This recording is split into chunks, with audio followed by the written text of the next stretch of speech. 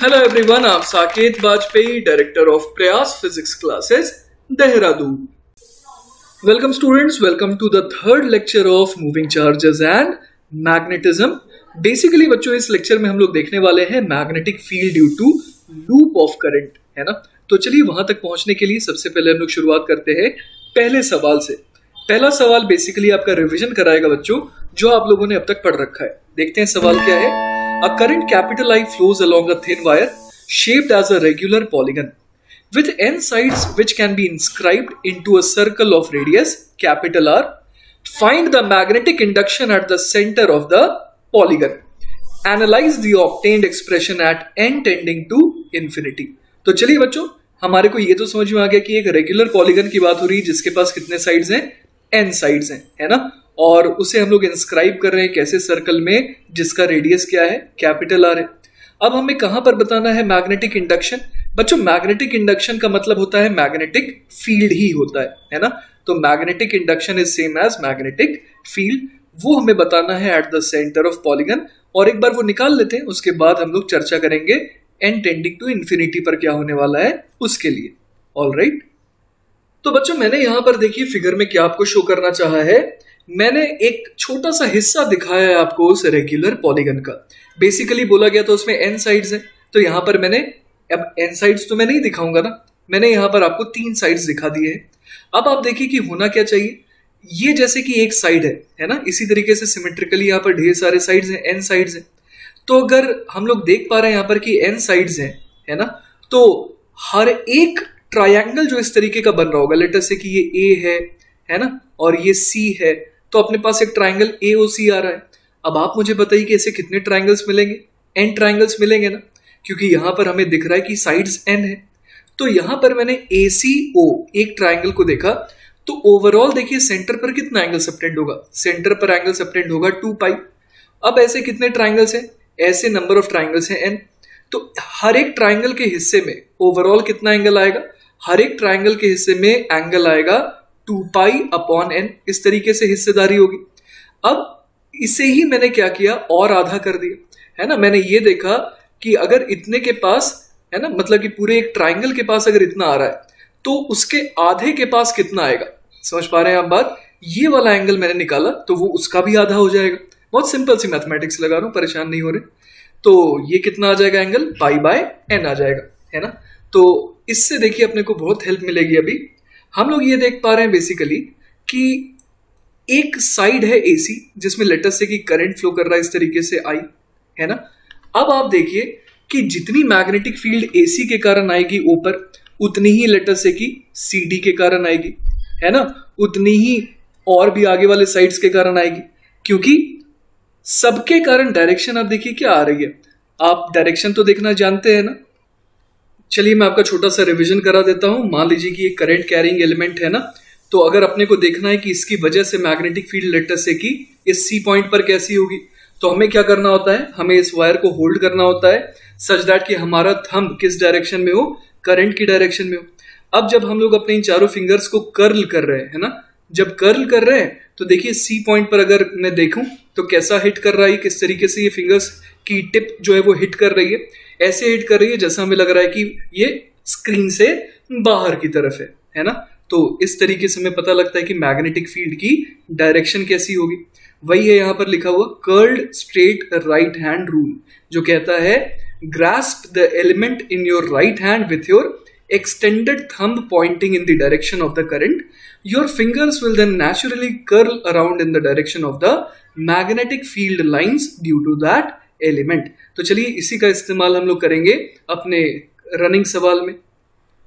अब आप बड़े आराम से AC को होल्ड कर रहे होंगे, तो आपको दिख रहा होगा कि आपके जो चारों फिंगर्स है वो O पॉइंट पर कैसे हिट कर रहे हैं, बाहर की तरफ। उसी तरीके से CD में भी करंट ऐसा है, तो इसमें भी जिसको भी जब आप होल्ड करेंगे with your thumb pointing along the direction of the current, तो आपके फिंगर्स O पॉइंट को कैसे हिट करेंगे, बाहर की तरफ। तो सबका कंट्रीब्यूशन बच्चों एक ही तरीके का है ना, बाहर की तरफ। और बिल्कुल आइडेंटिकल साइड्स हैं, रेगुलर पॉलीगन है, तो सबके कारण मैग्नीट्यूड भी सेम आएगा। तो बेसिकली बच्चों मेरा अब ये मोटिव है कि मैं एक साइड के कारण निकाल लेता हूं और उसको किससे मल्टीप्लाई कर दूंगा, n से, तो वो मेरा net magnetic field at the centre हो जाएगा। तो चलिए सबसे पहले हम लोग ये समझते हैं कि बी नेट कितना हो जाएगा। वो हो जाएगा n times magnetic field because of AC, है ना। तो अब मेरा मोटिव है magnetic field because of AC निकालना। तो magnetic field because of AC कैसे सोचें, तो डायरेक्ट है ये mu naught into I upon कितने से डिवाइड कर दें यहाँ पर 4 पाई d। अब d कौन सी लेंथ होती है यहाँ पर, d यही वाली परपेंडिकुलर लेंथ होती है। तो ये d कैसे निकालें, तो हमारे को ये ट्राइंगल दिख रहा है, कौन सा ट्राइंगल, ट्राइंगल AC, और इसका नाम कुछ दे देते हैं, लेटर से कि P दे दे रहा हूं मैं ना। ट्राइंगल OPC को देखिए आप, इस ट्राइंगल OPC की अगर मैं बात करूं तो मुझे ये समझ में आ रहा है बच्चों कि cos of pi by n कितना हो जाएगा, base upon hypotenuse, that is d upon capital R। तो यहां से अपने पास क्या आ गया, यहां से अपने पास आ गया BAC, BAC is equal to mu naught into I upon 4 pi, d के बदले क्या रख दें R cos pi by n, है ना। और इधर क्या आ जाएगा, साथ में आ जाएगा जो हमारे को पता है sine alpha plus sign beta होता है ना, लेकिन इस बार अल्फा और बीटा दोनों ही क्या है, पाई बाय n है। तो हम लोग क्या लिख देंगे 2 times sign of pi by n। Clarity है। तो यहां से हमारे को दिख रहा है कि ये साइन अपॉन कॉस तो टैन बन जाएगा ना। तो magnetic field because of AC कितना आ जा रहा है, ये आ जा रहा है mu naught I upon 2 pi R, और क्या आ जाएगा, यहां पर आ जाएगा tan of pi upon n। Clear है ये बात। तो ये तो बच्चों एक एलिमेंट के कारण आया ना, है ना, एक साइड के कारण। ये बेसिकली हमारे को तो ये पता है कि टोटल n साइड्स हैं ऐसे। तो बी नेट कितना हो जाएगा, बी नेट हो जाएगा n टाइम्स कितना, mu naught I upon 2 pi R into tan of pi upon n, जो कि सिंप्लीफाई होने पर कितना हो जाएगा, बी नेट हमारे पास आ जाएगा n mu naught I upon 2 pi R tan of pi upon n। और यही हमारा फाइनल आंसर भी हो गया, है ना। पहले पार्ट का जवाब हो गया ये। अब बच्चों आ जाते हैं दूसरे पार्ट पे। दूसरे पार्ट में देखते हैं हम लोगों से क्या पूछा गया था, analyse the obtained expression at n tending to infinity. मतलब n की वैल्यू जब टेंडिंग टू इंफिनिटी हो जाए तब हमारे को सोचना है कि क्या करना पड़ेगा। अब एक चीज देखिए आपको समझ में आ रही होगी कि जब n बहुत ज्यादा हो जाएगा, जब नंबर ऑफ साइड्स बहुत ज्यादा हो जाएंगे, तो हर एक ट्रायंगल के पास, हर एक ट्रायंगल के हिस्से में जो एंगल आएगा वो कैसा आएगा, बहुत छोटा। मतलब पाई बाय n जो है वो क्या हो जाएगा, बहुत बहुत स्मॉल, है ना, वेरी वेरी स्मॉल हो जाएगा। तो जैसे ही स्मॉल हो जाते हैं एंगल्स तो हम लोग स्मॉल एंगल अप्रोक्सीमेशन यूज कर सकते हैं। तो चलिए उसकी सहायता लेते हैं यहाँ पर। तो हमें ये दिख रहा है कि बी नेट कितना आ जाएगा, कब की बात कर रहे हैं हम लोग, when n tending to infinity, है ना। तो वहां पर हम लोग जानते हैं कि बी नेट कितना आ जाएगा, mu not ni upon 2 pi R tan of pi by n। ये क्या बन जाएगा, टैन थीटा जो है वो ऑलमोस्ट इक्वल टू थीटा हो जाता है ना। Tan theta is almost equal to theta कब, व्हेन थीटा इज स्मॉल, है ना, वेरी स्मॉल होता है तब ऐसा हम लोग बोल देते हैं। तो यहाँ पर टैन पाई बाय n को हम लोग क्या लिख देंगे, सिंपली पाई अपॉन n। तो देखिए क्या क्या गायब हो गया, पाई से पाई कट गया, n से n भी कट गया, तो एक्सप्रेशन और भी छोटा हो गया। बी नेट हमारे पास कितना आ गया, mu naught I upon 2R। देखिए कितना सिंपल एक्सप्रेशन बन गया ना। तो ये बेसिकली आ गया किसके लिए, जब n जो है वो टेंडिंग टू इंफिनिटी हो जाए। क्लियर है। लेकिन जैसे ही मैंने सोचा कि n टेंडिंग टू इंफिनिटी हो रही है तो मुझे तुरंत क्लिक किया कि अगर हर एक साइड बहुत छोटा है, बहुत छोटा है, बहुत छोटा है, ऐसे ऐसा है, तो ये अब तो ऑलमोस्ट सर्कल ही बन गया। तो ये जो रिजल्ट आया है ये बेसिकली किसके लिए आया है, एक सर्कल के सेंटर की मैग्नेटिक फील्ड के लिए आ गया, है ना। तो ये जो सर्कल के लिए हम लोगों ने देखा वो इनडायरेक्ट वे में हम लोगों ने आंसर निकाल लिया। क्लियर है ये बात। चलिए बच्चों, तो field due to a circular current को निकालने का मेथड 2 देखते हैं, है ना। एक तो अभी हम लोगों ने देखा यूजिंग पॉलीगन, जिसमें n को हम लोगों ने टेंडिंग टू इंफिनिटी करा दिया। अब मान लीजिए अपने को इस सेंटर C पर निकालना है मैग्नेटिक फील्ड, किसकी वजह से, लेट अस से कि यहाँ पर करंट फ्लो कर रहा है इस सर्कल में और कितना I करंट फ्लो कर रहा है। तो हम लोग क्या करेंगे, हम लोग सबसे पहले बेसिक से शुरुआत करते हैं, बायर्ड-सैवर्ट लॉ से। तो कोई यहाँ पर एलिमेंट ले लिया हम लोग जिसकी लेंथ ds है ना, और ये जो वेक्टर हो बन गया है ना, सच दैट कि उसकी डायरेक्शन किधर है, करंट की तरफ है, और यहाँ पर उसका मैग्नीट्यूड कितना है, ds है। तो बेसिकली एक अपने को यहाँ पर ds वेक्टर मिल गया, जो कि मैंने यहाँ पर भी दिखा रखा है ना। तो ds वेक्टर मिल ही गया। अब अगली चीज हम लोग क्या ढूंढते हैं, r वेक्टर, मतलब इस एलिमेंट से जिस पॉइंट पर मैग्नेटिक फील्ड निकाली है वहां तक के लिए हम लोग एक पोजीशन वेक्टर बनाते हैं। तो कुछ इस तरीके से हम लोग बनाएंगे, क्लियर है ये बात। और इस वेक्टर को हम लोग नाम क्या देते हैं, इस वेक्टर को हम लोग नाम दे देते हैं r वेक्टर, जो कि कितना हो जाएगा, रेडियस मान लीजिए r है और डायरेक्शन इस तरफ की मान लीजिए कि r कैप से मैं डिनोट कर रहा हूं। तो बेसिकली r वेक्टर क्या हो गया, r कैप, क्लियर है ये बात। तो इसी का देखिए एग्जैगरेटेड वर्जन यहां पर है ना, किस तरीके से ds वेक्टर है, किस तरीके से r कैप है। और हमें ये समझ में आ रहा है कि चूंकि यहां पर करंट इस तरीके से फ्लो कर रही है इस सेंस में, जिसकी वजह से सी पॉइंट पर इस एलिमेंट के कारण मैग्नेटिक फील्ड की डायरेक्शन कैसी आ रही है, बाहर की तरफ, है ना। जब हम लोग होल्ड कर रहे हैं इस वायर को, इस एलिमेंट को, तो हम लोग समझ पा रहे हैं कि अगर हमारा थंब पॉइंट कर रहा है करंट के अलोंग, तो हमारे जो चारों फिंगर्स हैं वो इस सेंटर को बाहर की तरफ हिट कर रहे हैं, है ना। मतलब कि ऐसा लग रहा है कि ये बाहर की तरफ यहाँ पर जो मैग्नेटिक फील्ड होगी उसकी डायरेक्शन यही होगी। तो अब जरा देखिए यहाँ पर कि dB को हम लोग कितना लिख सकते हैं, dB हम लोग लिख सकते हैं, dB वेक्टर इनफैक्ट वो हो जाएगा mu naught upon 4 pi I into कितना होता था formula, dl vector cross r vector upon r cube, यही तो फॉर्मूला होता था। तो चलिए इसको भरने की कोशिश करते हैं। तो यहां से देखिए dB वेक्टर कितना आ जाएगा, mu naught upon 4 pi I into dl vector को मैं लिख देता हूं ds vector cross r vector upon r cube. तो ये सिंप्लीफाई होकर के क्या बन जाएगा, ये बन जाएगा म्यू नॉट अपॉन 4 पाई। एक काम करते हैं, इसका मैग्नीट्यूड अब निकाल लेते हैं ना।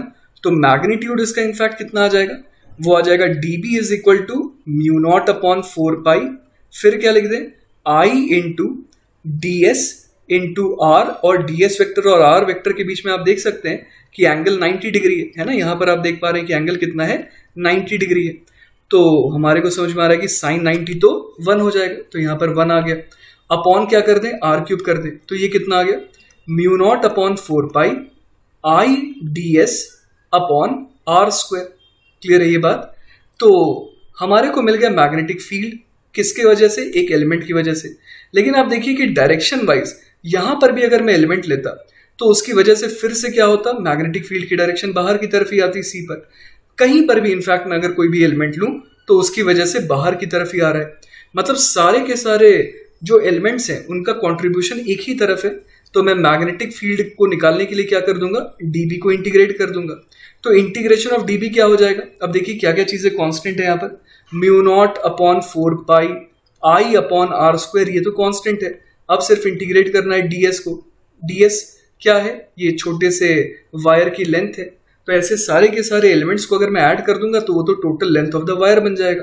तो ये कितना हो जाएगा, mu naught upon 4 pi r square I into 2 pi r, है ना। तो यहां से देखिए क्या आ गया, 2 पाई और ये 4 पाई, तो 2 आ गया। और ये जो r है एक्चुअली ये कौन सा r था, ये स्मॉल r ही तो है। तो यहाँ पर स्मॉल r लिख देते हैं, जिससे एक r कैंसिल आउट हो गया। तो देखिए क्या बन गया, b की वैल्यू आ गई हमारे पास mu naught I upon 2 times small r। तो यही तो अभी अभी हम लोगों ने डिराइव करा था। तो देखिए इसी चीज को डिराइव करने का हमारे को एक और मेथड मिल गया। चलिए बच्चों, तो एक और मजेदार चीज मैं आपको बताता हूं, एक और तरीका। The direction of magnetic field at the centre of a circular wire can be obtained by the right hand thumb rule, है ना। राइट हैंड थंब रूल का हम लोग बहुत जगह इस्तेमाल करते हैं अलग अलग तरीके से। तो ये मैं आपको एक नया एप्लीकेशन बता रहा हूँ राइट हैंड थंब रूल का। क्या करिए आप, अगर मान लीजिए कि इस तरीके से कोई सर्कुलर लूप है जिसमें इस तरीके से एंटी क्लॉकवाइज सेंस में मान लीजिए करंट फ्लो कर रहा है, तो आप अपने हाथ को क्या करिए, इस लूप के ऊपर जैसा यहाँ पर दिखा रहा है ना उस तरीके से आप रखिए, और आपका थंब जो स्ट्रेच थंब है ये ऊपर की तरफ दिखा रहा है ना। तो वही यहाँ लिखा है द फिंगर्स आर कर्ल्ड, आपको फिंगर्स को कर्ल करना है अलोंग द करंट, मतलब जिस सेंस में करंट फ्लो कर रहा है ना उसी सेंस में आपको अपनी फिंगर्स को कर्ल करना है ना, along the current. The stretched thumb will point towards the magnetic field, clear है ये बात। तो ये काम आप करेंगे तो आपको जो थंब है, जैसे इस डायरेक्शन, इस केस में आपको क्या दिख रहा है कि थंब ऊपर पॉइंट कर रहा है। अगर यहीं पर मान लीजिए कि सर्कल हमारे पास ऐसा होता है ना, ये मान लीजिए एक और सर्कल मैंने ले लिया, और इसमें मान लीजिए कि करंट का सेंस इस तरीके का है, तो आप खुद से एक बार ट्राई करिए। अपने फिंगर्स को अब आप कैसे कर्ल करेंगे, इस सेंस में है ना, इस तरीके से आप फिंगर्स को अपने कर्ल करेंगे। तो जब इस तरीके से कर्ल करेंगे तो आपको समझ में आ रहा हो कि आपका थंब किधर होगा, इस स्क्रीन के अंदर जाने की कोशिश कर रहा होगा, है ना। तो इस तरीके से हम लोग बता सकते हैं कि सेंटर पर इस बार फील्ड की डायरेक्शन कैसी आ जाएगी, इनवर्ड, है ना, जैसे इस केस में आ रही थी आउटवर्ड। और ये निकालने का एक और तरीका मैंने आपको बताया था, आप किसी भी सेगमेंट को पकड़ लीजिए, है ना, और वहां पर भी लगाना ऐसा ही था, राइट हैंड थंब रूल ही लगाना था। पर किस तरीके से, वहां पर ऐसा था कि थंब को रखना था वायर के अलोंग और आपकी फिंगर्स जो है वो किस तरीके से हिट कर रही थी इस पॉइंट को, वो आपको देखना था। तो अभी आपको लगेगा कि बहुत सारे नए नए तरीके हमारे को सीखने को मिल रहे हैं, लेकिन जिस तरीके से मैं यूज टू हो गया हूं, मुझे कंफ्यूजन नहीं होता। धीरे धीरे आप भी यूज टू हो जाएंगे, सवाल जब करेंगे, बार बार पढ़ेंगे, तो बहुत जल्दी आपको भी चीजें याद हो जाएंगी और समझ में आ जाएगी कहां पर कौन सा लगाना है ना। और दोनों ही तरीके से आपका जवाब तो सेम आना है। क्लियर है ये बात? चलिए बच्चों, तो अब बात करते हैं एक आर्क की, है ना।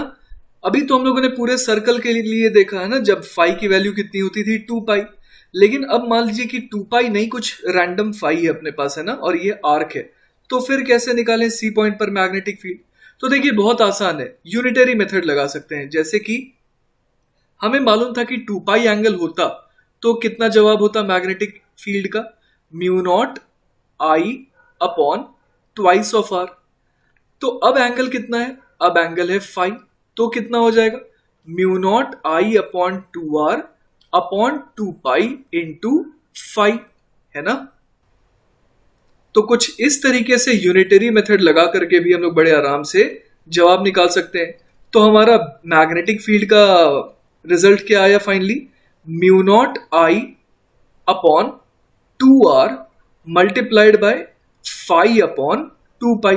अब यहाँ फाई की वैल्यू जब 2 पाई हो जाएगी तो आप क्रॉस चेक कर सकते हैं कि हमारा जवाब कितना आ जाएगा उस केस में mu naught I upon 2r फिर से आ जाएगा। क्लियर है ये बात? चलिए बच्चों, तो नेक्स्ट टॉपिक पर आते हैं और नेक्स्ट टॉपिक है field at N axial point. जैसे कि मान लीजिए कि यहाँ पर हमारे पास एक लूप है जिसमें मैंने दिखा रखा है कि किस तरीके से करंट एंटर कर रहा है और फिर किस तरीके से वापस चला जा रहा है। तो इस लूप में जो करंट है उसकी वजह से मुझे इस पॉइंट पर निकालना था नेट मैग्नेटिक फील्ड।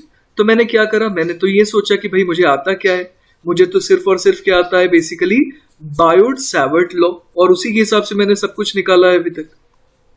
तो देखिए मैंने यहां पर एक डीएल एलिमेंट लिया, उसकी वजह से मैंने देखा कि भाई डीबी वेक्टर कैसा आ रहा होगा।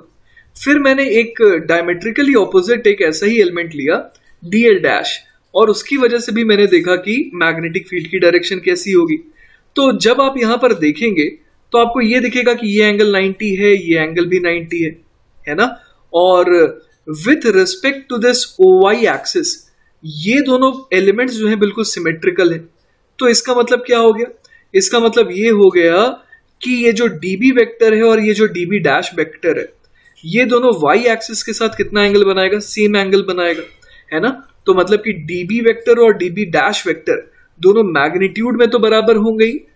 क्यों ऐसा, क्योंकि मैंने यहां पर भी लेंथ dl लिया, यहां पर भी लेंथ जो है वो dl डैश जो है वो एक्चुअली मैग्नीट्यूड में dl के ही बराबर है। पर मैंने dl डैश वेक्टर क्यों लिखा, क्योंकि ये ऑपोजिट डायरेक्शन में है ना। तो अब आप यहां पर देख पा रहे हैं कि dB वेक्टर और dB डैश वेक्टर दोनों का मैग्नीट्यूड भी क्या है, बिल्कुल सेम है, बिकॉज ऑफ सिमेट्री, है ना। आप देख पा रहे हैं बिल्कुल एकदम हूबहू जैसा ये ऊपर था वैसा ही ये एलिमेंट नीचे है, बस उसकी डायरेक्शन ऑपोजिट है। तो अब आपको ये चीज समझ में आ रही होगी कि इन दोनों का रिजल्टेंट dB वेक्टर और dB डैश वेक्टर का किसके अलोंग आने वाला है, y के अलोंग आने वाला है। क्योंकि z एक्सिस के अलोंग है ना, ये वाली जो z एक्सिस है इसके अलोंग आप देख पा रहे हो कि dB वेक्टर का साइन थीटा और dB डैश वेक्टर का भी साइन थीटा कैंसिल आउट हो रहे हैं। क्लियर हो ये बात? तो अब चलिए हम लोग एक काम करते हैं, हम लोग ये dB वेक्टर का मैग्नीट्यूड निकालने की कोशिश करते हैं, है ना। तो dB का मैग्नीट्यूड कितना हो जाएगा, यहां पर हम लोग लगा सकते हैं बायोट सावर्ट लॉ, जो कि क्या कहता है, म्यू नॉट आई dl और साइन ऑफ कौन सा लेते हैं, थीटा लेते हैं। लेकिन यहां पर आप समझ रहे हैं साइन ऑफ कौन सा एंगल लेना है वो आपको मैं बताता हूं। हमारे को एंगल लेना होता है dl वेक्टर और dr और r वेक्टर के बीच का, बेसिकली इस वेक्टर और इस वेक्टर के बीच का एंगल लेना होता है। तो हम लोग यहां पर देख पा रहे हैं कि जो डीएल वेक्टर है वो किस प्लेन में है, वो जेड प्लेन में है। और ये जो आर वेक्टर है ना, ये जो आर वेक्टर है वो बेसिकली किस प्लेन में है, वो जेड वाई प्लेन में है। तो चूंकि दोनों प्लेन्स परपेंडिकुलर हैं तो उस पे लाई करने वाले वेक्टर्स भी परपेंडिकुलर होंगे। तो यहां पर क्या लिखेंगे, साइन ऑफ 90 डिग्री। तो mu naught I D L sine theta, ये तो हमने न्यूमरेटर लिख लिया। अब डिनोमिनेटर में क्या लिखेंगे, डिनोमिनेटर में लिखेंगे आर स्क्वायर, है ना, और साथ में कांस्टेंट क्या आएगा, 4 पाई। अब बच्चों मान लीजिए कि मैंने ये O से इस पॉइंट P तक की दूरी मैंने कितनी ली है, मैंने यहां से यहां तक की दूरी को मान लीजिए कि स्मॉल d कह दिया। तो अब चलिए कैलकुलेशन पर आते हैं। हम लोग क्या लिख सकते हैं यहां पर, dB बराबर कितना हो जाएगा, mu naught I D L, और देखते हैं क्या क्या एलिमेंट से ऊपर, mu naught I D L sine 90 तो 1 हो गया, डिवाइडेड बाय किससे डिवाइड कर दे, अपॉन 4 पाई आर स्क्वायर। तो बेसिकली आर स्क्वायर कितना हो जाएगा, ये एंगल 90 डिग्री है ना, तो ये हो जाएगा, ये तो लेंथ आर है और इससे मैंने डी कहा है, तो बेसिकली स्मॉल आर स्क्वायर कितना हो जाएगा, वो हो जाएगा R square plus D square, है ना, इतना हो जाएगा हमारे पास। अब देखिए मुझे बेसिकली ये समझ में आ रहा है कि इन दोनों वेक्टर्स डीबी वेक्टर और डीबी डैश वेक्टर, इनका रिजल्टेंट कितना आएगा, इनका रिजल्टेंट आएगा अलोंग वाई एक्सिस, है ना। और हमने ये सीखा यहां पर कि जो रिजल्टेंट आ रहा है उसमें कंट्रीब्यूशन सिर्फ कौन सा है, जैसे डीबी वेक्टर आप ले लीजिए, उसके कौन से कंपोनेंट का कंट्रीब्यूशन है, सिर्फ कॉस थीटा का। तो क्यों ना मैं जो एलिमेंट सेलेक्ट कर रहा हूं उसका सिर्फ कौन सा कंपोनेंट रखूं, कॉस थीटा, और ऐसे सारे कॉस थीटा वाले कंपोनेंट्स को मैं क्या कर दूंगा, ऐड कर दूंगा। तो चलिए यहां पर मैं क्या करता हूं, डीबी का वाई के लॉन्ग कंपोनेंट लिख देता हूं, वो कितना हो जाएगा, डीबी कॉस ऑफ थीटा, जो कि कितना हो जाएगा, mu naught I D L upon 4 pi R square plus D square. अब कॉस थीटा लिखने की बारी है, तो ये कॉस थीटा हम लोग कैसे लिखें, सोचिए जरा। तो देखिए ये एंगल थीटा है, ये एंगल 90 है, तो इसको कितना होना पड़ेगा, इसको होना पड़ेगा 90 डिग्री माइनस थीटा, है ना। तो इसका मतलब ये एंगल कितना हो गया, थीटा हो गया, जैसा कि यहां पर मेंशन्ड है। तो अब कॉस थीटा अपने को चाहिए, तो कॉस थीटा कैसे लिखेंगे, बेस अपॉन हाइपोटेनस, मतलब R upon under the root of R square plus D square, right. तो यहां पर मैं क्या लिख दूं, यहां पर मैं लिख दूंगा R upon under the root of R square plus D square. और अगर इसे सिंप्लीफाई करूं तो क्या बन जाएगा, डीबी वाई बन जाएगा mu naught I R D L upon 4 pi R square plus D square की पावर 3/2, है ना। तो ये मैंने एक एलिमेंट लिया और उसका मैंने देखा कि y के लॉन्ग कितना कंपोनेंट है। अब मुझे ये चीज समझ में आ रही है कि मैं कोई भी एलिमेंट लूं उसके साथ एक ऐसा पेयर होगा जो इसका कौन सा कंपोनेंट कैंसिल आउट कर देगा, जो इसका इस y एक्सिस के परपेंडिकुलर डायरेक्शन वाला कंपोनेंट कैंसिल आउट कर देगा, है ना। जैसे कि ये दोनों एलिमेंट्स है, मैं ये नहीं कह रहा कि इन दोनों का के कारण, है ना, इन दोनों के कारण मैं ये नहीं कह रहा कि एलिमेंट जो अगला कैंसिल आउट हो रहा है वो z एक्सिस के लॉन्ग है, नहीं, वो z एक्सिस के लॉन्ग नहीं होगा। वो तो हम लोगों ने इन दोनों एलिमेंट की वजह से देखा था, तो एक z एक्सिस के लॉन्ग कंपोनेंट आ रहा था। इन दोनों के कारण क्या होगा, एक कंपोनेंट y के लॉन्ग आएगा और एक कंपोनेंट आएगा इस y एक्सिस के परपेंडिकुलर डायरेक्शन में, है ना। और जो कि क्या होगा, जो कि होगा इस लाइन के पैरेलल, है ना, इस लाइन के पैरेलल। यहां पर भी एक इस तरीके से हम लोग बना सकते हैं दो वेक्टर्स जो कि कैंसिल आउट हो रहे होंगे, लेकिन बच कौन सा रहा होगा, y के लॉन्ग वेक्टर। तो हमें समझ में आ रहा है कि हर एक एलिमेंट के लिए अपने को कॉस थीटा ही लेना चाहिए, है ना। तो मतलब इंटीग्रेशन ऑफ dvy कर देंगे तो अपने को क्या आ जाएगा, नेट मैग्नेटिक फील्ड। तो यहां से बी नेट कितना आ जाएगा, आइए देखते हैं, mu naught I R upon कितने से डिवाइड कर दे, 4 pi R square plus D square की पावर 3/2। सब कुछ यहां पर क्या है, सारा कुछ यहां पर अभी तक कांस्टेंट ही है। अब सिर्फ करना है इंटीग्रेशन ऑफ डीएल, और डीएल का इंटीग्रेशन करने का मतलब क्या हुआ, इस रिंग में पाए जाने वाले सारे छोटे छोटे एलिमेंट्स का समेशन, जो कि हमें क्या दे देगा, हमें लेंथ ऑफ द रिंग दे देगा। तो बी नेट हमारा कितना आ जाएगा, ये आ जाएगा mu naught I R upon 4 pi R square plus D square into 2 pi capital R, है ना। तो यहां से देखिए 2 पाई से सिर्फ एक 2 रह गया, तो अपना बी नेट फाइनली कितना आ गया, ये आ गया mu naught I R upon सही है ना, mu naught I R square upon twice of R square plus D square, यहां पर एक 3/2 भी था ना, R square plus D square की पावर 3/2। तो बच्चों ये रहा हमारा फाइनल जवाब। और यहां पर भी हम लोग यही वाला तरीका यूज करके डायरेक्शन बता सकते हैं, जैसे कि फिंगर्स को आप इस रिंग के अलोंग आप कर्ल करवाइए और जो थंब की डायरेक्शन है वही क्या बता रही है, वो बता रही है उस एक्सियल पॉइंट पर भी फील्ड की डायरेक्शन, है ना। जैसे कि हम लोग ने देखा यहाँ पर फील्ड की डायरेक्शन कैसी आ रही थी, फील्ड की डायरेक्शन देखिए, हम लोग अगर फिंगर्स को कर्ल करेंगे तो हमारी फिंगर्स ऐसे आएगी और थंब किधर आएगा, थंब जो है वो इस डायरेक्शन में आएगा। और यही डायरेक्शन तो कौन सी है, वाई एक्सिस के अलोंग है ना। तो जैसा हम लोगों ने सोचा था वैसा ही डायरेक्शन भी आ रहा है। बच्चों इस रिजल्ट को अगर हम लोग सोचे कि अगर बहुत far away from the centre वाले पॉइंट के लिए अगर हम लोग बात करें, है ना, अगर बहुत फार अवे कोई पॉइंट हो, मतलब कि ये जो डी हमने लिया वो क्या हो, much much greater than R हो, ठीक है। तो उस केस में आप सोचिए कि बी नेट कितना आ जाएगा, बी नेट हमारे पास आ जाएगा mu naught I R square upon twice of R square plus D square, किस में कन्वर्ट हो जाएगा, सिंपली वो तो डी स्क्वायर में कन्वर्ट हो जाएगा। तो डी स्क्वायर की पावर 3/2 कितना हो जाएगा, ये हो जाएगा डी क्यूब, है ना।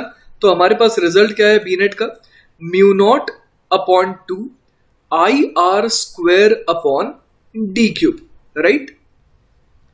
इस रिजल्ट को देखिएगा मैं और किस तरीके से लिखने वाला हूं, यहां पर मैं यहां पर सिंपली लिख दूंगा, यहां पर हमारे पास हाफ का फैक्टर है ना, तो मैं ऐसा कर देता हूं 2 times mu naught into I, ठीक है, into pi R square divided by, यहां पर मैं ऐसा करता हूं 4 पाई लिख देता हूं, 4 पाई, और ये रहा हमारा डी क्यूब। तो देखिए मैं किस फॉर्मेट में एक्चुअली इसे कन्वर्ट करने वाला हूं। यहां पर आप देखिए कि ये जो रिजल्ट आया है ना, ये जो हमारे पास अभी रिजल्ट आया है, ये काफी रिजेंबल कर रहा है एक रिजल्ट से, जो कि आपको याद होगा आपने इलेक्ट्रिक डाइपोल पढ़ते वक्त देखा था। याद है इलेक्ट्रिक डाइपोल के केस में एक केस आता था जब ई नेट आ जाता था ट्वाइस ऑफ के पी अपॉन आर क्यूब। तो यहां पर भी देखिए क्या क्या चीजें हैं, जैसे कि ये म्यू नॉट अपॉन 4 पाई, बेसिकली ये रिजेंबल कर रहा है के को। उसी तरीके से यहां पर 2 का फैक्टर है, यहां पर भी 2 का फैक्टर है, ठीक है। और इसके अलावा P क्या होता था, P बेसिकली होता था डाइपोल मोमेंट, जो कि होता था Q इंटू डी, है ना। और उसी का रिप्लेसमेंट यहां पर होता है I into pi R square, है ना। ये बेसिकली होता है I इंटू एरिया, मतलब जो रोल Q इंटू डी का था वही रोल किसका है, I इंटू एरिया का है। यहां पर हम लोग इसे कहते थे इलेक्ट्रिक डाइपोल मोमेंट, तो इसे कहते हैं मैग्नेटिक डाइपोल मोमेंट। और यहां पर भी डी क्यूब है, यहां पर भी आर क्यूब है, वो दोनों तो बिल्कुल एज इट इज है। तो ये एक कंपैरिजन है जो बहुत हमारे को हेल्प करता है कैलकुलेशंस में भी। और साथ ही साथ आप देख पा रहे होंगे एक और यहां पर कंपैरिजन किया जा सकता है कि भाई दोनों ही किसके लिए है वैलिड, ये भी एक्सियल के लिए वैलिड था और ये भी एक्सियल के लिए वैलिड था। मतलब एक तरीके से हम लोग यहां पर ऐसा कह सकते हैं कि ये जो रिंग है ना, वो बेसिकली किसका रोल प्ले कर रही है, वो रोल प्ले कर रही है मैग्नेटिक डाइपोल का। जैसे यहां पर ये इलेक्ट्रिक डाइपोल था, वैसे ही हम लोग इसे क्या नाम दे सकते हैं, मैग्नेटिक डाइपोल। उस टॉपिक को हम लोग एक अलग सेगमेंट में बहुत अच्छे से डील करेंगे। बेसिकली यहां पर बस मैं जो कंपैरिजन ड्रॉ करवाना चाह रहा था वो आप अच्छे से देख के समझिए। और यहां पर जो एक और बात है, आई इंटू पाई आर स्क्वायर, है ना, आई मल्टीप्लाइड बाय किससे हुआ था, पाई आर स्क्वायर, मतलब कि आई इंटू एरिया, ये बेसिकली कहलाता है म्यू, जो कि होता है मैग्नेटिक डाइपोल मोमेंट, है ना। ये बेसिकली मैग्नेटिक डाइपोल मोमेंट एक वेक्टर क्वांटिटी होती है, उसका ये मैग्नीट्यूड होता है। और जो मैग्नेटिक डाइपोल मोमेंट होता है ना, ये जो वेक्टर क्वांटिटी है, इसकी डायरेक्शन हम लोग बताते हैं किस तरीके से, इसकी डायरेक्शन हम लोग बताते हैं as the direction of area vector. जो भी एरिया वेक्टर की डायरेक्शन होगी वही डायरेक्शन होगी मैग्नेटिक डाइपोल मोमेंट की। अब सवाल ये उठता है कि भाई एरिया वेक्टर कैसे ढूंढे, है ना, एरिया वेक्टर जो है वो कैसा होगा ये हमें सोचना पड़ेगा। तो देखिए direction of area vector actually हम लोग कैसे निकालते हैं, अगेन एक ही काम बार बार करना है। इस रिंग के अलोंग हमारे को क्या करना है, फिंगर्स को कर्ल करवाना है, और जो ये थंब है जब इसे स्ट्रेच करेंगे तब ये ऊपर की तरफ दिखाएगा, है ना। तो यही डायरेक्शन हो जाती है एरिया वेक्टर की, जो कि किसकी डायरेक्शन भी हो जाएगी, मैग्नेटिक डाइपोल मोमेंट की, क्योंकि मैग्नेटिक डाइपोल मोमेंट वेक्टर होता है I into area vector. Clear है ये बात। तो यहां पर करंट इंटू एरिया वेक्टर की डायरेक्शन कैसे निकालेंगे, using right hand thumb rule. Clear है ये बात। चलिए बच्चों, तो नेक्स्ट डायग्राम देखते हैं। अगला डायग्राम है for magnetic field lines due to a circular current. जैसे कि आप यहां पर देख पा रहे हैं ना, एक रेड कलर की यहां पर रिंग है जिसमें I करंट फ्लो कर रहा है ना। तो हम लोग देखना चाहते हैं कि भाई किस तरीके की मैग्नेटिक फील्ड लाइन आएगी। तो एक्सिस पर तो हमें पता है ना, सेंटर पर पता है, एक्सियल पॉइंट पर पता है कि कैसे है फील्ड बिल्कुल होगी स्ट्रेट। लेकिन उसके अलावा बाकी पॉइंट्स पे कैसा होगा, तो फील्ड कुछ ऐसी आ रही है। और ये आप फील भी कर सकते हैं अलग अलग पोर्शन ऑफ द वायर को। जैसे यहां पर आप इतने से पोर्शन को मान लीजिए होल्ड किया आपने, है ना, सच दैट कि आपका जो थंब है वो करंट के अलोंग है। तो आपकी फिंगर्स कैसे, फिंगर्स जो है वो किस तरीके से कर्ल होंगी, इस सेंस में ही तो होंगी कर्ल, है ना। तो ये जो फिंगर्स की कर्ल होने की सेंस है ना, वही तो मैंने आपको शुरुआत में बताया था कि आपको क्या बताएंगी, मैग्नेटिक फील्ड लाइंस की डायरेक्शन, है ना। तो कुछ इस तरीके से हम लोग देख सकते हैं कि मैग्नेटिक फील्ड लाइन जो है किस तरीके से अलग अलग जगह पर अलग अलग आती है। और ये सारे के सारे जो फील्ड लाइंस है वो क्या बनाते हैं, वो बनाते हैं लूप्स, है ना, बिल्कुल क्लोज्ड लूप्स बनाते हैं ये।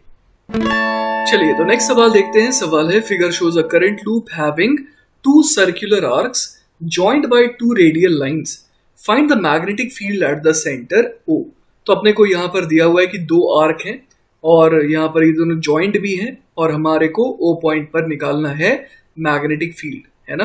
तो बेसिकली अपने को दिख रहा है कि दोनों ही कैसे हैं, दोनों ही थीटा एंगल सबटेंड कर रहे हैं सेंटर पर। तो हमारे को फॉर्मूला क्या पता है, B का फॉर्मूला होता है फॉर एन आर्क कितना, म्यू नॉट आई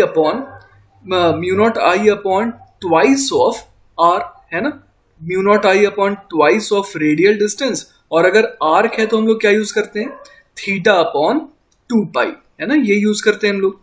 तो अब आप देखिए यहां पर कि अगर मैं AB के कारण सोचूं, magnetic field due to AB, तो वो कितना हो जाएगा, मैग्नीट्यूड वाइज वो हो जाएगा mu naught I upon twice of radial distance कितनी हो गई, A हो गई, और यहां पर एंगल क्या है, थीटा ही है, थीटा अपॉन 2 पाई। और magnetic field because of CD कितना हो जाएगा, वो हो जाएगा mu naught I upon twice of B, और एंगल हो जाएगा थीटा, और ये हो गया अपॉन 2 पाई। तो हमने मैग्नीट्यूड तो निकाल लिया। अब देखिए AD और CB के कारण कितना आ जाएगा, 0 आ जाएगा। क्यों, क्योंकि आप देखिए कि इन दोनों को अगर एक्सटेंड करेंगे तो वो O से इंटरसेक्ट कर रहा है, मतलब कि इन दोनों वायर्स के लिए जो डिस्टेंस वाला टर्म है वो 0 हो गया, है ना। तो हमारे को ये दिख रहा है कि AB और CD बस यही दोनों बचे। अब देख लेते हैं ये दोनों ऐड हो रहे हैं या फिर सब्ट्रैक्ट हो रहे हैं। तो मुझे दिख रहा है कि AB के कारण मैं कैसे फील्ड निकालूंगा, तो दो तरीके हैं मेरे पास। या तो मैं अपने पूरे फिंगर्स को क्या करूंगा, AB पर प्लेस कर दूंगा और मैं उसे कर्ल करूंगा, है ना। B से A के अलोंग मेरी फिंगर्स हैं और मैं उन्हें उस तरीके से रखा हूं और थंब को स्ट्रेच कर रहा हूं। तो देखिए आपकी तरफ ये थंब पॉइंट कर रहा है ना, मतलब स्क्रीन के बाहर की तरफ। तो BA के कारण कैसी है फील्ड लाइन, BA के कारण एक्चुअली जो फील्ड आ रही है उसकी डायरेक्शन है बाहर की तरफ। और ये मैं और कैसे सोच सकता था, मैं BA वायर को होल्ड करता और अपने फिंगर्स को घुमाता। तो देखिए कि जो मेरे फिंगर्स हैं वो बाहर निकलने की कोशिश कर रहे थे, मतलब कि O पॉइंट पर मैग्नेटिक फील्ड बाहर की तरफ है। और CD में क्या होगा, आप देखिए करंट की डायरेक्शन ऑपोजिट है, तो इसका मतलब यहां पर फील्ड कैसी आएगी, ऑपोजिट आएगी, आनी भी चाहिए थी। आप होल्ड करके देखिए वायर को, अगर आप होल्ड करके देखेंगे वायर को और फिर फिंगर्स को कर्ल करेंगे तो O पॉइंट पर वो अंदर की तरफ जाना चाह रहा है ना, मतलब CD के कारण ये इनटू द स्क्रीन है। तो अब सिंपली हम लोग यहाँ पर क्या बोल देंगे कि चूंकि दोनों सब्ट्रैक्ट हो रहे हैं तो B नेट कितना हो जाएगा, B नेट बेसिकली हो जाएगा, अच्छा मैग्नीट्यूड वाइज कौन ज्यादा होगा, अपने को दिख रहा है कि B ज्यादा है मैग्नीट्यूड वाइज, तो यहां पर B अगर ज्यादा है तो ओवरऑल फ्रैक्शन छोटा हो गया। इसका मतलब कि AB के कारण जो मैग्नेटिक फील्ड का स्ट्रेंथ है वो ज्यादा है। तो हमारा आंसर क्या हो जाएगा, BAB माइनस BCD, और उसकी डायरेक्शन हो जाएगी ए बी के अलोंग, है ना, मतलब जो ए बी के कारण जो फील्ड आ रही थी उसके अलोंग हो जाएगी, क्योंकि ए बी जीत गया। तो हमारा आंसर क्या हो जाएगा finally, mu naught I upon twice of theta upon 2 पाई, और किससे किसको घटा देंगे, 1 अपॉन ए में से 1 अपॉन बी घटा देंगे, और डायरेक्शन कैसी हो जाएगी, बाहर की तरफ। तो यही देखिए हमारा किस चीज का जवाब आ गया, बी नेट का, है ना, जो नेट मैग्नेटिक फील्ड है वो कुछ ऐसी आएगी। चलिए तो नेक्स्ट सवाल देखते हैं। अगला सवाल है, find the magnetic field at the point O, the curved portion is a semi circle and the straight wires are long. तो यहां पर मैं एक काम करता हूं, नाम दे देता है ना, जैसे कि इसका नाम दे दिया इस पॉइंट का सी, इस पॉइंट का डी। तो मेरे को एक सेमी सर्कल दिख रहा है, फिर एक वायर दिख रही है जो बिल्कुल एक छोर से तो इंफिनिटी को जा रही है, एक और वायर मुझे दिख रही है जो डी पॉइंट से इधर इंफिनिटी को जा रही है ना। तो मुझे इन दोनों वायर्स के लिए खासियत क्या दिखाई दे रही है कि उनका एक छोर तो मुझे पता है पर दूसरा छोर कहाँ है, इंफिनिटी पर है ना। और तीसरी चीज मैंने क्या यहां पर बोल दी कि एक सेमी सर्कल है। तो सेमी सर्कल के कारण निकालना तो बहुत आसान है ना। अगर पूरा का पूरा एक सर्कल होता तो उसकी वजह से कितना आता, उसका हाफ आ जाएगा। तो इसको मैं बोल देता हूं B1, है ना, मैग्नेटिक फील्ड जो आ रही है सेमी सर्कल के कारण, उसे मैं कह रहा हूं B1। वो कितना हो जाएगा, वो हो जाएगा म्यू नॉट इंटू आई, करंट लेटर से कि आई है, अपॉन, यहां पर हम लोग क्या बोल देंगे, mu naught I upon twice of R, और इसका भी ये आधा है ना, क्योंकि सेमी सर्कल है ये। तो ये तो B1 हो गया। और इसकी डायरेक्शन कैसी आएगी ओ पॉइंट पर, हम लोग देख सकते हैं, या तो वायर को आप होल्ड करके देख लीजिए, तो ओ पर ये नीचे की तरफ जा रही है ना, जो हमारे फिंगर्स है वो मतलब ओ को हिट कर रहे हैं और स्क्रीन के अंदर की तरफ जा रहे हैं। तो हम लोग देख पा रहे हैं कि यहाँ पर मैग्नेटिक फील्ड कैसी है, इनटू द स्क्रीन। या फिर आप क्या कर सकते थे, अपने फिंगर्स को प्लेस कर देते सेमी सर्कल के अलोंग, है ना, सच दैट कि आपकी फिंगर जो वो करंट के अलोंग बढ़ रही है, डी से सी की तरफ है।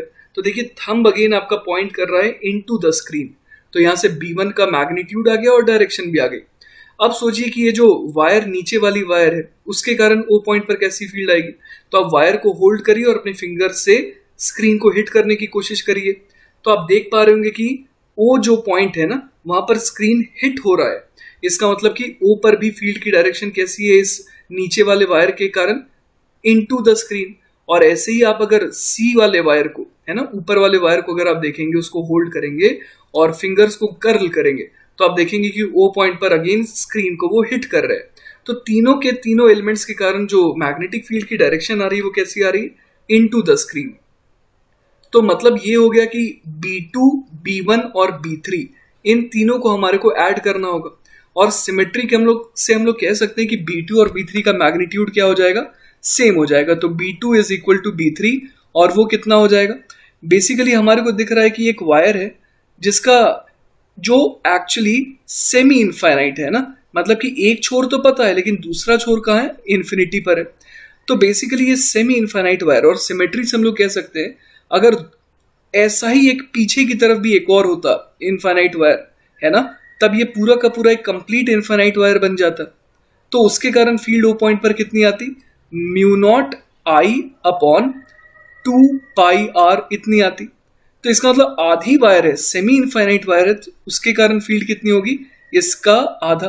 तो B2 is equal to B3 is equal to mu naught I upon 2 pi R का भी आधा। ठीक है, तो बी नेट मैं कितना बोल दूंगा, बी नेट मैं बोल दूंगा mu naught I upon 4R plus mu naught I upon 4 pi R, और डायरेक्शन कैसी है, इनटू द स्क्रीन है। चलिए बच्चों, तो देखते हैं अगला सवाल। Find the magnetic induction of the field at the point O of a loop with current I whose shape is illustrated। पहला पार्ट है, in figure A the radii A and B as well as the angle phi are known। और second part में क्या दिया है, in figure B the radius A and the side B are known। चलिए तो सबसे पहले डील करते हैं केस नंबर A से, है ना। केस नंबर A में एक चीज आप देख पा रहे होंगे कि यहाँ पर करंट जो है वो पूरे के पूरे आउटर लूप में ही फ्लो कर रहा है और वो कांस्टेंट है।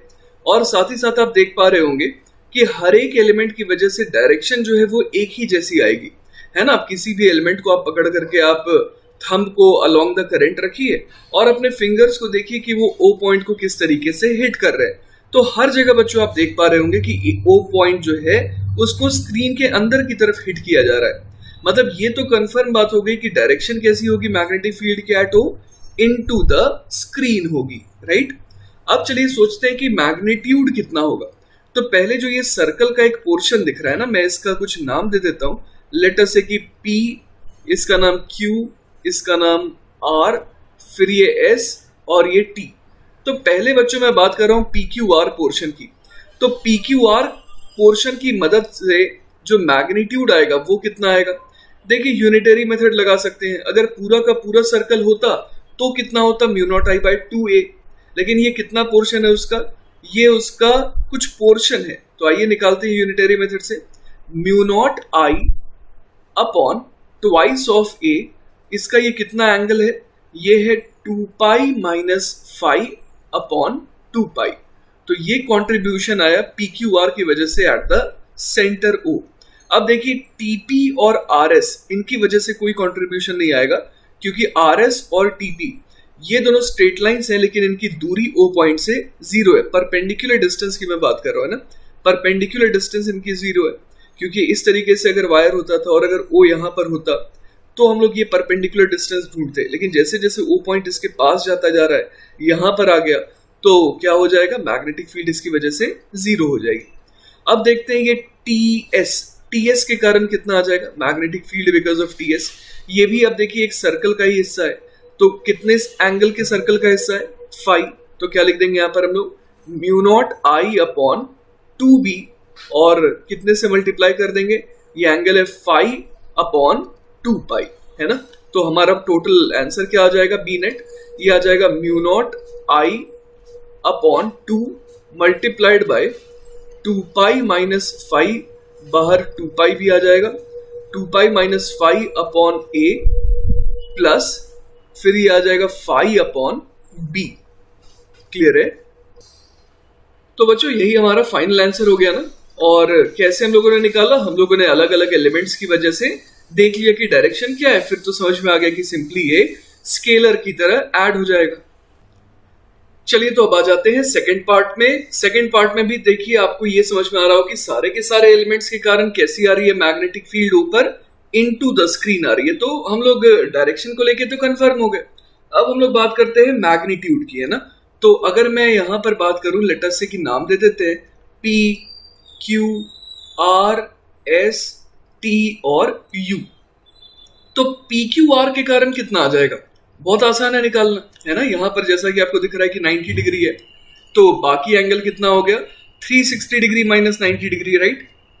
तो मैं यहां पर लिख दूंगा कि because of magnetic field because of PQR वो कितना आ जाएगा, mu naught into I upon twice of radius कितना है, रेडियस इसका है a, और उसका भी कितना पोर्शन है यहाँ पर, ये है 2 pi minus pi by 2 upon 2 pi. Clear है ये बात। और अब बात करिए यहाँ पर RS की और UP की। तो RS और UP है ना, ये UP है, ये RS है। इन दोनों के कारण आपको भी क्लियर होगा कि फील्ड कितनी आएगी, 0 आएगी, क्योंकि इसको एक्सटेंड करने पर ये O पॉइंट को ही तो हिट कर रहा है। तो बेसिकली अब UT बच गया और TS बच गया। और O पॉइंट के हिसाब से देखें तो दोनों बिल्कुल सिमेट्रिक है ना, बिल्कुल सिमेट्रिक है। तो जैसे कि O से देखें तो U जो है वो उसी के एक लाइन में आ रहा है, और S भी जो है वो उसी के लाइन में आ रहा है, और T जो है वो कितने एंगल पर आ रहा है, 45 पर, और UT में भी T जो है वो इससे 45 डिग्री एंगल पर आ रहा है। तो बेसिकली मेरे को ये साफ दिख रहा है कि UT और TS का कंट्रीब्यूशन बराबर है। तो मैं लिख सकता हूं magnetic field because of UT is magnetic field because of TS, और वो कितना आ जाएगा। तो आप ऐसे सोचिए कि ये O पॉइंट है, और यहां से मैं एक डॉटेड लाइन दिखा रहा हूं T तक के लिए। अब आपको ये दिख रहा होगा कि अल्फा की वैल्यू तो कितनी आ गई, अल्फा की वैल्यू आ गई हमारे पास 45 डिग्री, लेकिन बीटा की वैल्यू 0 है। तो हमारा आंसर क्या हो जाएगा, म्यू नॉट आई अपॉन कितना लिख दें, 4 पाई, और D कितना हो जाएगा इस बार, D की वैल्यू B के बराबर हो जाएगी, है ना। तो यहां लिख देते हैं mu naught I upon 4 pi B, और यहां पर कैपिटल I लिख देते हैं क्योंकि सवाल में कैपिटल I दिया हुआ है, mu naught capital I upon 4 pi B, और उसके बाद किससे मल्टीप्लाई कर दे, साइन ऑफ अल्फा से, है ना, क्योंकि साइन बीटा तो 0 है, तो साइन 45 कितना हो जाएगा, 1/√2। तो हमारा फाइनल आंसर क्या आ जाएगा, हमारा फाइनल आंसर आ जाएगा B net is equal to μ0 I/2a multiplied by, ये कितना हो गया था, 3π/2/2 पाई, है ना, तो 3π/2/2 ये हो जाएगा 3/4, राइट। और उसके बाद क्या करें, उसमें हम लोग ऐड कर देंगे डबल ऑफ दिस, क्योंकि दो चीजें हैं ना, तो double of μ0 I/4 pi B multiplied by 1/√2।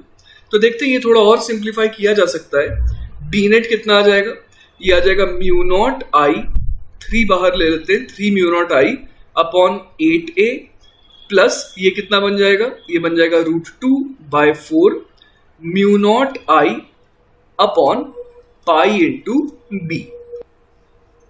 तो बच्चों यही हमारा फाइनल आंसर हो गया। चलिए बच्चों, तो नेक्स्ट सवाल देखते हैं। Find the magnetic induction eight the point O if the wire carrying a current I equal to 8 ampere has the shape shown in figure ABC.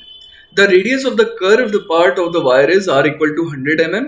The linear parts of the wire are very long, है ना, तो wires के जो linear part है उनको हमें क्या मानना है, बहुत ही लॉन्ग मानना है। और फिजिक्स में बच्चों अगर वेरी लॉन्ग कह दिया मतलब हम लोग तो उसे इनफाइनाइट मानेंगे, ठीक है। तो चलिए सबसे पहले हम लोग बात करते हैं फिगर नंबर ए के बारे में। बच्चों ये बहुत प्यारा सवाल है, केयरफुली हम लोग देखेंगे ना। जैसे कि मान लीजिए इस पॉइंट का नाम मैं दे रहा हूं P और इस पॉइंट का नाम दे रहा हूं मैं Q, और लेटर से कि ये तो इन्फिनिटी तक जा रहा है और इधर भी ये भी इन्फिनिटी तक जा रहा है, ये तो हमें पता ही है ना। अब देखिए जरा एक काम हम लोग करते हैं। सबसे पहले हम लोग सोचते हैं चलिए जहां तक जा रहा है ना उसका नाम मैं दे देता हूं ताकि कोई कंफ्यूजन ना रहे। तो इसको मैं S बोल देता हूं, उसको मैं T बोल देता हूं। आप समझ ले कि ये जो S है और ये T है कहां पर है, ये बच्चों बहुत दूर है ना, बहुत वेरी वेरी फार अवे। तो अब आप देखिए कि PS के कारण एटलीस्ट हम लोग ये निकाल सकते हैं कि O पॉइंट पर PS की वजह से फील्ड की डायरेक्शन कैसी होगी। तो क्या करेंगे हम लोग PS को होल्ड करेंगे सच दैट कि thumb will point towards P, है ना, S से P की तरफ ये थंब जो है पॉइंट कर रहा है।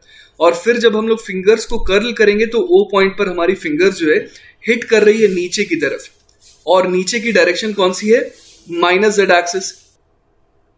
तो हमारे को साफ दिख रहा है कि PS के कारण तो डायरेक्शन -z एक्सिस के लॉन्ग है। अब QT के कारण देखिए, QT के कारण भी आप देख पा रहे होंगे कि अगर मैं होल्ड करूं वायर को सच दैट कि थंब बच्चों मेरी पॉइंट करिए टुवर्ड्स T, तो आप फिंगर्स को घुमाइए, कर्ल करिए, तो देखिए कि O पॉइंट पर कैसे हिट करेगा, वो अगेन डाउनवर्ड हिट करेगा। तो magnetic field because of PS वो मैग्नीट्यूड में तो बराबर ही है किसके, magnetic field because of QT के, और डायरेक्शन में भी सेम है।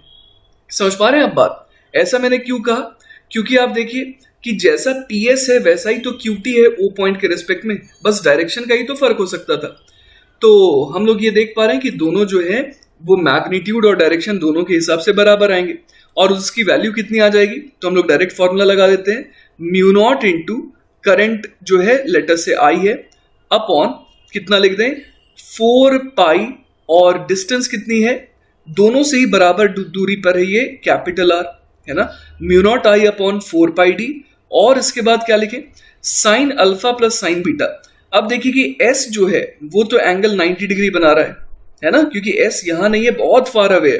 तो S जो है वो तो 90 डिग्री बना रहा है और P जो है वो 0 डिग्री बना रहा है। मतलब हम लोग ये देख सकते हैं कि अल्फा की वैल्यू तो 90 डिग्री है लेकिन बीटा की वैल्यू 0 है। तो यहां पर हम लोग क्या लिख देंगे, sine of 90 degree plus sine of 0 degree. Clear है। तो हमने ये तो निकाल लिया कि PS और QT के कारण कितना आ जाएगा, μ0 I अपॉन 4 पाई R आ जाएगा। अब अगर मैं बात करूं इस सेमी सर्कल की वजह से, है ना, ये जो PQ सेमी सर्कल है ना, इसकी वजह से अगर मैं बात करूं तो आप क्या करिए, आपके पास दो ऑप्शंस है, या तो आप अपने फिंगर्स को कर्ल करिए अलोंग PQ, तो आप देख पा रहे हो कि थंब पॉइंट कर रहा है in the negative x direction, या फिर आप क्या करिए, आप इस वायर के किसी भी एलिमेंट को पकड़िए सच दैट कि आपका जो थंब है वो पॉइंट कर रहा है in the direction of current, और फिर आप फिंगर्स को घुमाइए। तो फिर से देखिए कि O पॉइंट को आपकी फिंगर्स कैसे हिट कर रही है अलोंग नेगेटिव x एक्सिस। तो हमने क्या देखा था, magnetic field because of PS या क्यूटी वो आ रहा था किस डायरेक्शन में, माइनस जेड एक्सिस के लॉन्ग। और अब हम लोग क्या देख पा रहे हैं, अब हम लोग देख पा रहे हैं कि मैग्नेटिक फील्ड बिकॉज ऑफ किसके वजह से, PQ की वजह से उसकी डायरेक्शन कैसी आ रही है, माइनस एक्स एक्सिस के लॉन्ग आ रही है। क्लियर है ये बात। अब चलिए उसका मैग्नीट्यूड निकालते हैं। मैग्नीट्यूड निकालना बहुत आसान है, क्योंकि एक सर्कल के कारण हमें पता है, तो उसका आधे के कारण कितना आ जाएगा, mu naught into I upon 2r होता था सर्कल के लिए, तो 4r हो जाएगा सेमी सर्कल के लिए। तो हम लोग आंसर किस तरीके से देंगे, हम लोग आंसर देंगे twice of mu naught I upon 4 pi R. Twice क्यों किया मैंने, क्योंकि दो दो एलिमेंट्स हैं पीएस और क्यूटी। इसकी वजह से जो फील्ड आ रही है उसकी डायरेक्शन है minus K cap, plus PQ की वजह से क्या लिख दें, म्यू नॉट आई बाय 4r, और डायरेक्शन क्या लिख दें, माइनस आई कैप। क्लियर है ये।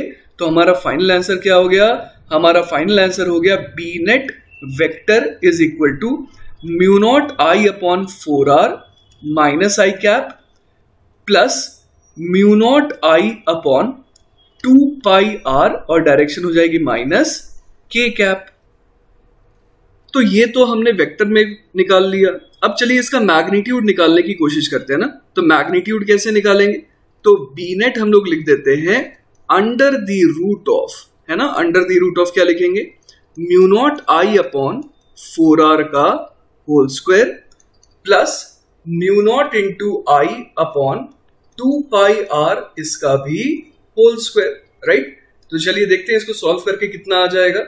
इसको अगर सॉल्व करेंगे तो ये बन जाएगा under the root of mu naught square I square upon 16r square plus mu naught square I square upon 4 pi square R square.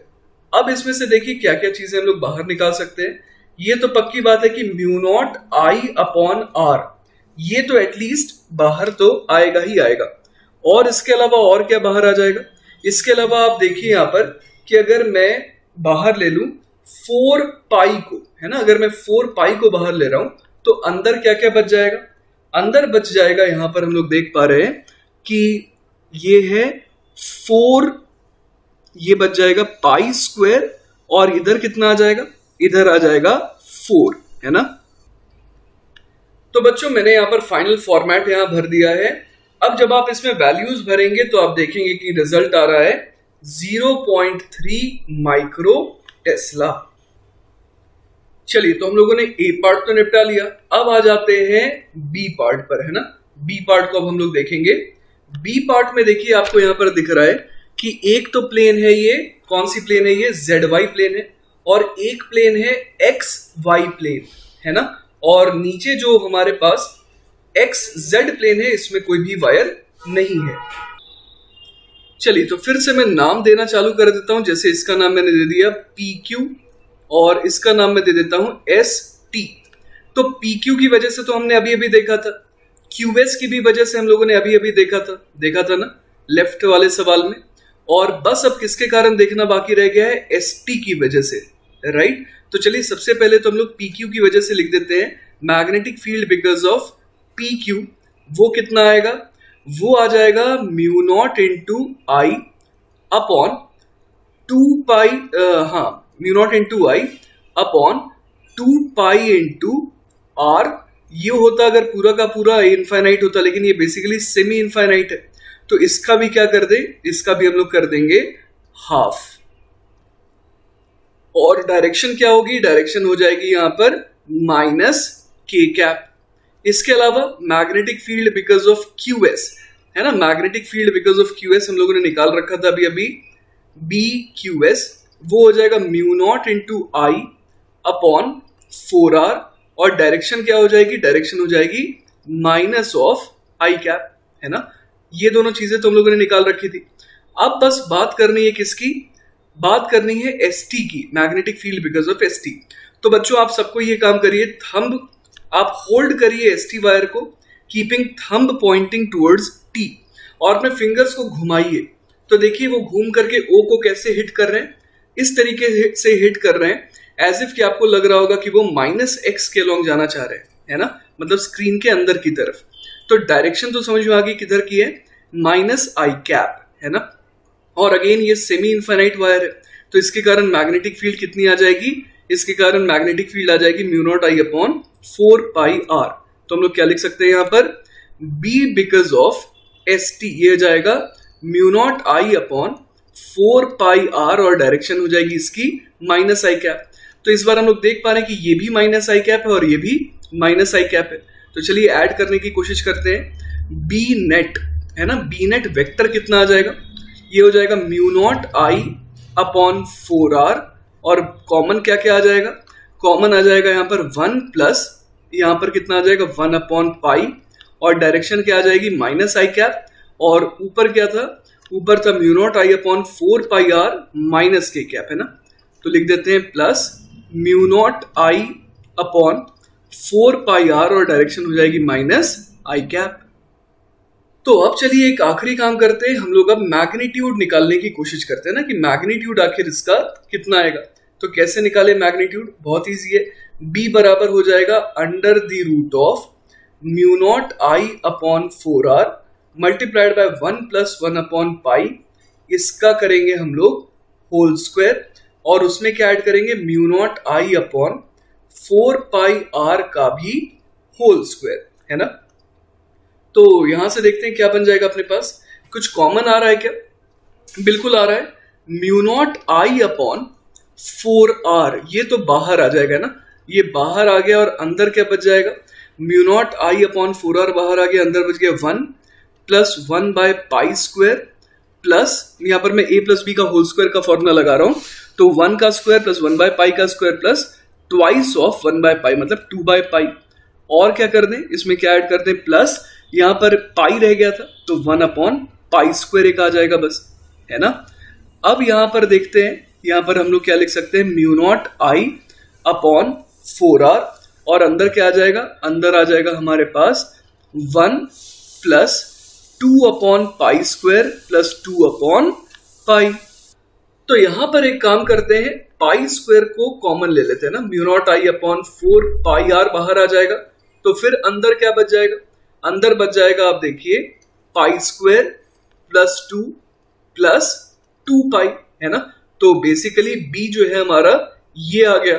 अब बस अपने को क्या करना है, अब अपने को बस वैल्यूज पुट करनी है जो सवाल में गिवन है और जब आप उनको पुट करेंगे तो बहुत इजीली आपका जवाब आ जाएगा 0.34 माइक्रो टेस्ला। चलिए बच्चों, तो अब आ जाते हैं सवाल के आखिरी पार्ट में। सवाल के आखिरी पार्ट में देखिए, मैं पहले तो नाम दे देता हूं P Q, फिर और क्या नाम दे दें, इसका नाम दे देते हैं S और इसका नाम T, है ना। तो हमने PQ की वजह से निकाल रखा है magnetic field because of PQ कितना हो जाएगा, वो हो जाएगा mu naught into I upon, basically ये इनफाइनाइट का आधा है, सेमी इनफाइनाइट है ना, Q के आगे नहीं है वो, Q के इस पीछे की तरफ ही इनफाइनाइट है। तो इसीलिए हम लोग क्या यूज करते हैं mu naught I upon 2 pi R तो होता था पूरे के लिए, तो उसका आधा कर देंगे तो 4 पाई आर और डायरेक्शन कैसी होगी, डायरेक्शन होगी इसकी माइनस के कैप के अलोंग, है ना। अब देखते हैं एस टी के कारण कितना हो जाएगा, magnetic field because of S T. Magnitude wise तो ये भी पक्का है कि ये हो जाएगा mu naught I upon 4 pi R, है ना, क्योंकि ये भी सेमी इनफाइनाइट है। अब बस डायरेक्शन देख लेते हैं, तो एस टी के अलोंग आप अपने थंब को एक्सटेंड करिए और फिंगर्स को घुमाइए, तो आप देख पा रहे होंगे कि इसकी डायरेक्शन कैसी आ रही है, इसकी डायरेक्शन आ रही है माइनस वाई एक्सिस के अलोंग, है ना। तो यहां पर लिख देंगे माइनस जे कैप। क्लियर हुई ये बात। अब बात करते हैं ये जो सर्कल बचा हुआ है ना, मैं सर्कल इसलिए बोल रहा हूं क्योंकि Q से S दो अलग अलग रास्तों से आ रही है करंट। चलिए इसको अलग से टैकल करते हैं। तो देखिए, अगर मैं ऊपर वाले डायग्राम को, है ना, सिर्फ सर्कल वाले पोर्शन को अगर मैग्नीफाइड वे में देखना चाहूं तो मैं कुछ इस तरीके से देख सकता हूं, है ना, सच दैट कि ये जो एंगल है ना, ये जो एंगल है ये 90 डिग्री है। तो बेसिकली Q में करंट एंटर करा, S में जाने के उसको दो रास्ते मिले, तो करंट क्या हुआ होगा, डिवाइड हुआ होगा, लेट अस से इधर I1 इधर I2। अब आप ये सोचिए कि वायर तो बिल्कुल यूनिफॉर्म है, तो अगर लेंथ इसकी 3 टाइम्स है एज कंपेयर टू ये वाली लेंथ, तो मैं समझ सकता हूं कि इस बाहर वाले बड़े वाले लूप में, बड़े वाले रास्ते में रेजिस्टेंस अगर मैं कह दूं कि 3 टाइम्स RS है ना, 3RS मतलब रेजिस्टेंस जो है वो 3 टाइम्स है किसके, अगर यहां का रेजिस्टेंस मैं RS कह रहा हूं तो Q से S आने के छोटे वाले रास्ते का रेजिस्टेंस अगर RS है तो Q से S आने के बड़े वाले रास्ते का रेजिस्टेंस थ्राइस ऑफ RS होगा। क्लियर है ये बात?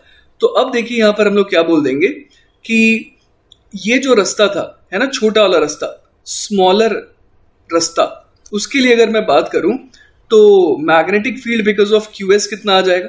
वो आ जाएगा mu naught into I2 upon कितना लिख दें, अपॉन ट्वाइस ऑफ R, और एंगल कितना हो जाएगा? एंगल हो जाएगा 90 डिग्री अपॉन 360 डिग्री, है ना, ऐसा हम लोग लिख सकते हैं। अब हम लोग लॉन्गर पाथ के लिए क्या लिख सकते हैं? लॉन्गर पाथ के लिए हम लोग लिख सकते हैं मैग्नेटिक फील्ड QS कितना आ जाएगा? Mu naught into I1 upon twice of R, और इस बार एंगल कितना लिख दें? 270 डिग्री अपॉन 360 डिग्री। ये भी क्लियर होगा आपको, है ना। अब आप जरा सोचिए कि मैं एक और चीज क्या लिख सकता हूं, I1 into 3RS is equal to I2 into RS, क्योंकि पोटेंशियल डिफरेंस तो दोनों के अक्रॉस सेम ही आ रहा है। तो यहां से मेरे पास क्या आ गया? यहां से आप देखिए कि मेरे पास आ जाएगा कि I1 upon I2 is equal to 1/3। इसका मतलब I2 कितना हो गया? Thrice of I1। तो अगर I2 जो है वो थ्राइस ऑफ I1 है तो मैं इसको और सिंप्लीफाई करके क्या लिख सकता हूं? म्यू नॉट अपॉन 2R, 90/360 तो 1/4 हो गया। I2 को मैं क्या लिख सकता हूं? थ्राइस ऑफ I1, है ना। तो magnetic field because of QS का मैग्नीट्यूड इतना आ गया, और magnetic field because of QS, लेकिन लॉन्गर रास्ते वाले की अगर मैं बात करूं, है ना, ये लॉन्गर है और ये स्मॉलर रास्ता है ना, दोनों अलग अलग से मैं बात कर रहा हूं। तो ये कितना आ जाएगा? Mu naught into I1 upon twice of R, और 270 अपॉन 360 कितना हो जाएगा? तो 9 3 27, 9 4 36, तो 3/4 हो जाएगा। तो आप देखिए यहां पर कि लेफ्ट साइड में ये 3/8 आ रहा है, राइट साइड में भी 3/8 आ रहा है, मतलब ये दोनों मैग्नीट्यूड वाइज तो बिल्कुल आइडेंटिकल है। अब आइए डायरेक्शन वाइज सोचते हैं, है ना। तो Q से S जो लॉन्गर रास्ता है, अगर मैं उसके बारे में बात करूं तो उसकी वजह से फील्ड ऊपर कैसी आ रही है? वो आ रही है -x के लॉन्ग। और जो Q से S का छोटा वाला रास्ता है उसकी वजह से ऊपर फील्ड कैसी आ रही है? वो आ रही है पॉजिटिव x के लॉन्ग। मतलब कि मैग्नीट्यूड वाइज भले दोनों सेम है लेकिन डायरेक्शन वाइज दोनों ऑपोजिट है। इसके कारण इस सर्कल की वजह से नेट कंट्रीब्यूशन कितना आएगा फील्ड में? 0 का आएगा। तो बेसिकली जो हम लोगों ने शुरुआत में निकाला था PQ और ST, सिर्फ इन्हीं का रोल रह जाएगा। क्लियर हुई ये बात? तो mu naught I upon 4πr minus k cap, और उसमें क्या ऐड कर देंगे? Mu naught I upon 4πr minus j cap, है ना। तो लिख देते हैं, फाइनल आंसर हमारा क्या हो जाएगा? हमारा बी नेट हो जाएगा mu naught I upon 4πr minus j cap minus k cap. एक बार क्रॉस चेक कर लेते हैं कि यही तो था ना, माइनस j कैप और माइनस k कैप, बिल्कुल सही जा रहे हैं हम लोग, ये आ गया। अब बी नेट का मैग्नीट्यूड कितना हो जाएगा? तो हम लोग देख पा रहे हैं कि सिंपली डायरेक्टली हम लोग बोल सकते हैं √2 times mu naught I upon 4πr हो जाएगा, क्योंकि दोनों कंपोनेंट्स तो बराबर ही है ना। तो हमारा आंसर क्या हो गया? Mu naught I upon 4πr into √2।